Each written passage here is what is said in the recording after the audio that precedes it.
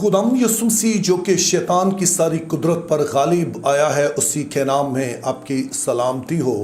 खुदा के खादम होने के नाते मेरी मुलाकात मुख्तलिफ़ लोगों से होती रहती है, और ख़ास तौर पर वो जो कि मसीह यस्सु को कबूल करते हैं और मसीह में बढ़ना चाहते हैं। चूँकि उस्ताद के तौर पर मेरी खिदमत ये है, तो कई तरह के लोगों से, ना सिर्फ कलीसिया में, कलीसिया से बाहर भी ऐसे लोगों से मुलाकात होती है। और जो नए ईमानदार होते हैं उनसे मैं अक्सर एक बात जो सुनता हूँ वो ये है कि जब से मैंने यीशु मसीह को कबूल किया है, तब से मेरी ज़िंदगी में बहुत सारे चैलेंजेस और ज़्यादा हो गए हैं कि एक तरफ तो ज़हनी तौर पर बड़ा सुकून है, दिली तौर पर इत्मीनान है, लेकिन जिस्मानी तौर पर काफ़ी ज़्यादा चैलेंजेस हैं जो मुझे फेस करना पड़ रहे हैं। और मेरा ईमान है कि ये बात आपने भी सुनी होगी, या फिर जब आपने खुदाम यीशु मसीह को शख्सी नजात दहिंदा कबूल किया, आप भी शायद इस वाले तजुर्बे से गुजरे हों। तो मुझसे अक्सर लोग पूछते हैं कि ऐसा क्यों होता है कि अब जब हम मसीह में आगे हैं, या पूरी तरह से मसीह के साथ चलना चाह रहे हैं, तो फिर ही हमारे लिए ये सारे चैलेंजेस क्यों आते हैं, क्यों हमें ये रूहानी जंग लड़ना पड़ती है। तो ये एक दिलचस्प सवाल है, लेकिन साथ ही इससे पता चलता है कि हम रूहानी जंग की नौइयत को नहीं समझते हैं। सो जब हम रूहानी जंग कहते हैं तो हम कहते हैं कि असल में जो इब्लीस है उसे मसला खुदा ताला से है, हमारा जो खुदा है उससे उसे मसला है। चूँकि इंसान के लिए खुदा की ख़ास तरह की मोहब्बत है, तो इसीलिए वो उन सारे मंसूबों की मुखालफत करता है, और ख़ास तौर पर उसकी जो कोशिश है कि कोई भी शख्स खुदा ताला के साथ एक ताल्लुक़ में ना आ सके।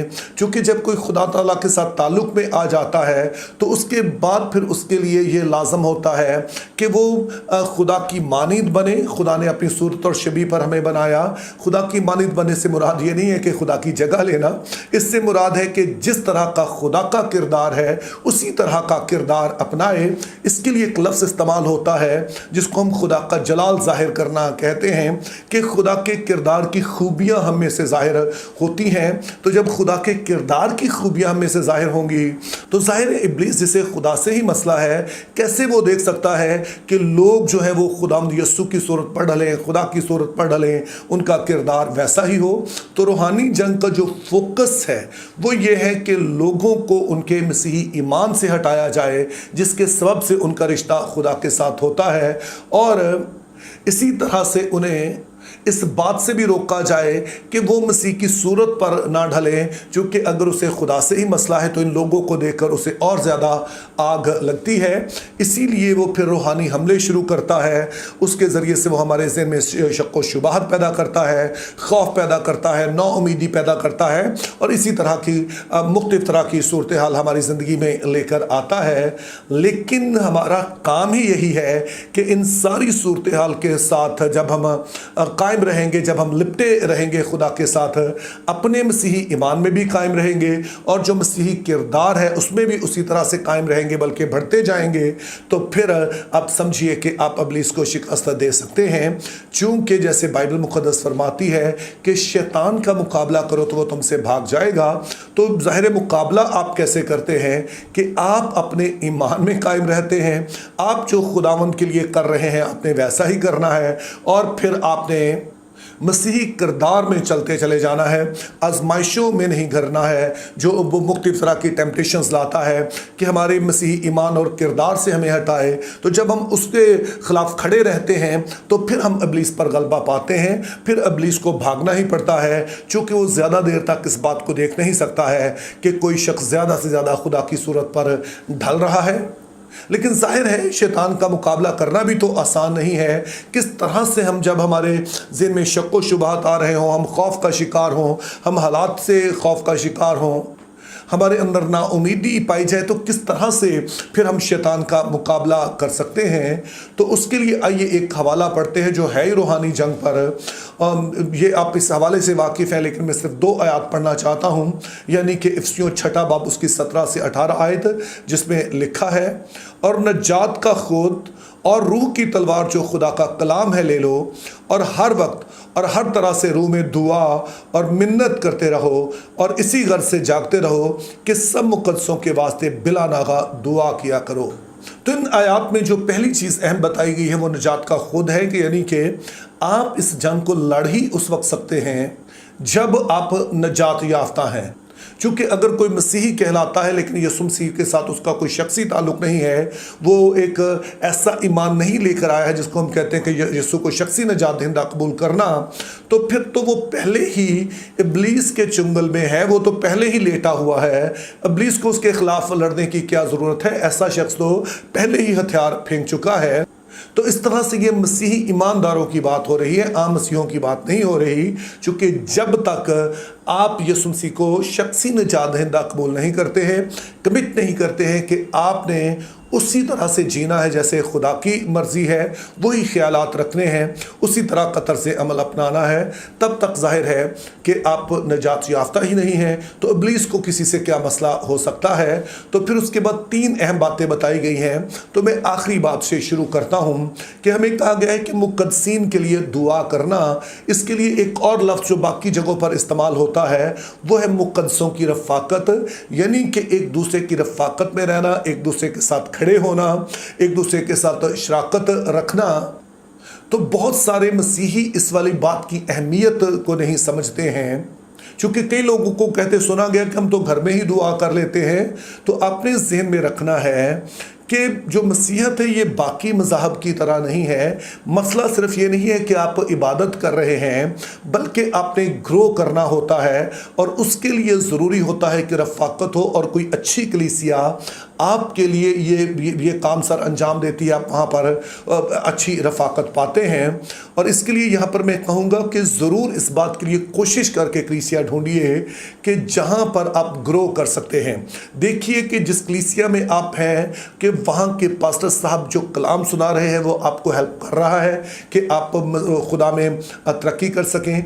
इस बात को देखिए कि क्या आपके खादमीन जो है या वहाँ का माहौल है वो दुआया है जिस कलीसिया में आप मौजूद हैं। देखिए फिर वहाँ के जो हमदो सना है वो सिर्फ दिखावे की हद तक है, जिस्म से ही हो रही है। जब वाकई खुदावंद के लिए वो हमदो सना की जा रही है तो चंद बातें जो है ये चंद साइंस हैं, इनको ज़रूर देखिए। क्योंकि इसकी मिसाल मैं अक्सर इस तरह से देता हूँ कि जैसे आप दहकते कोयले हों, कि अगर कोई चूल्हा है उसमें दहकते हुए कोयले हों तो एक कोयले को निकाल कर आप बाहर रख दें तो वो कोयला जो है वो बहुत जल्द बुझ जाएगा। लेकिन आप एक बुझे हुए कोयले को भी जो दहकते हुए कोयले हैं उनमें रख देंगे तो वो भी दहकने लगेगा। तो रफ़ाकत आपकी बहुत ज़रूरी है। एक अच्छी कलीसिया में आपकी रफ़ाकत ज़रूरी है। और ये आपके कुछ ऐसे ईमानदार दोस्त भी हो सकते हैं, फैमिली के लोग हो सकते हैं कि जिनके साथ आप बातचीत करते हैं तो आप रूहानी तौर पर तरक्की करते हैं। तो ये पहली चीज़ है कि आप मुकाबला करने के लिए कि आप ऐसा एक अच्छी रफ़ाकत में रहे, अच्छी कलीसिया शराकत ढूंढें। फिर दूसरी चीज़ हमें बताई गई है कि दुआ करनी है। अब मैंने देखा कि लोग दुआ जब कहते हैं तो वो सिर्फ शॉपिंग लिस्ट का नाम दुआ समझते हैं कि सिर्फ हमने कहना है कि खुदावंद ये ज़रूरियात पूरी कर दे। जो मसीही दुआ है ये बड़ी मुख्तलिफ है। सबसे पहले तो इसका आइडिया है कि हम खुदा पर भरोसा कर रहे हैं। मिसाल के तौर पे सुबह जब मैं उठ के दुआ करता हूँ तो दिन भर में जितने मैंने काम करने हैं मैं खुदा के ज़ोर में इकरार कर रहा हूँ कि खुदा ये मैं अपने ज़ोर से इन्हें नहीं कर सकता या फिर अपने ज़ोर से मैं इन्हें बेहतर तौर पर नहीं कर सकता हूँ, बल्कि इनके लिए मुझे तेरी रहनुमाई चाहिए, मुझे तेरी मदद चाहिए।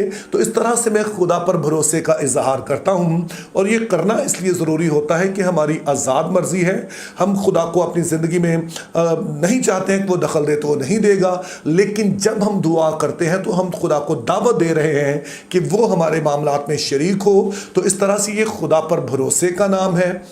इसी तरह से ये खुदा के साथ रफ़ाकत का नाम भी है।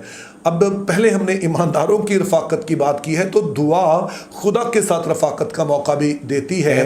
जो शख्सी ताल्लुक़ होते हैं उसमें आप एक दूसरे के साथ शेयर करते हैं। तो दुआए टाइम में जब बाइबल पढ़ते हैं आप तो आप खुदा की सुन रहे हैं, और जब आप फिर अपने दिल को खोलते हैं, जो भी आपके जज्बात हैं, अच्छा बुरा जो भी चल रहा है, आप खुदा के साथ शेयर करते हैं। तो इससे आपका वैसे ही बोझ हल्का हो जाता है। मतलब खुदा तो आपकी मदद करता ही है, रूह तो आपकी मदद करता ही है, लेकिन जब अपना दिल आप खुदा के सामने खोलते हैं ईमान के साथ कि वो सुन रहा है, तो आपके कई तरह के बोझ वैसे ही ढलक जाते हैं, आप मजबूत हो जाते हैं।